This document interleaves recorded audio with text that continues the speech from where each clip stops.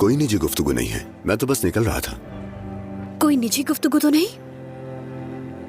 वो सारे मुसलमान ताजिरों को एक ही छत तले जमा करना चाहता है। सलाहुद्दीन ने मुझे और जमशेद को आपके खिलाफ काम करने को कहा है। तुम सब लोगों ने अपनी अपनी जिम्मेदारियां समझ ली है ना? सुबह सूरज निकलते ही हम शहर में दाखिल होंगे और खामोशी से अपना काम सर अंजाम देंगे। धोखा हो गया, धोखा!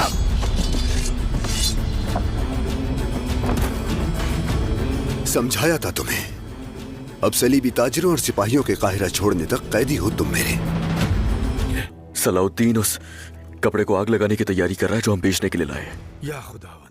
अस्सलाम वालेकुम दोस्तों, सुल्तान सलाहुद्दीन अय्यूबी की न्यू पिरोमी के बारे में हम बताएंगे।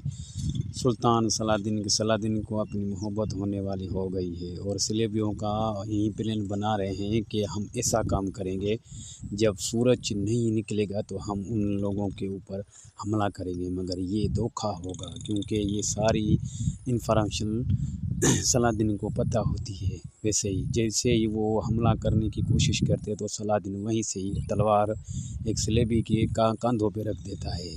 समझ गए?